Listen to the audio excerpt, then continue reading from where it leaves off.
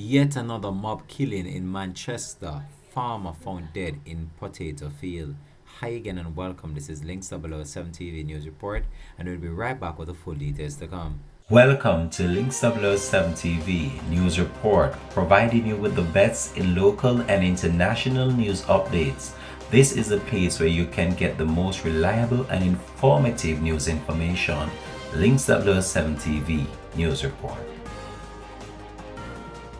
Welcome back and thanks for joining us. This is Links 007 TV News Report. A 42-year-old man was allegedly beaten to death by an angry mob in Manchester on Saturday night. The deceased has been identified as Richard Boswell. Boswell was reportedly chased and beaten and subsequently collapsed in a potato field in Sherhampton district.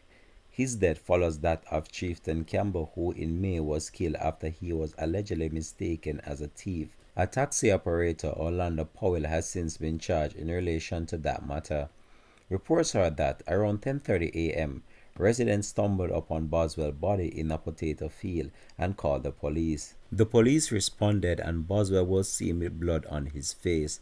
The body was then removed to the morgue pending post-mortem examination. Boswell's father, Lloyd, said that his son allegedly got involved in an altercation with patrons at a party in the community and was using stones to inflict wounds to at least 2 people. Lloyd said he was told that his son was chased into a yard by a group of people and who beat him, and then he succumbed to his injuries.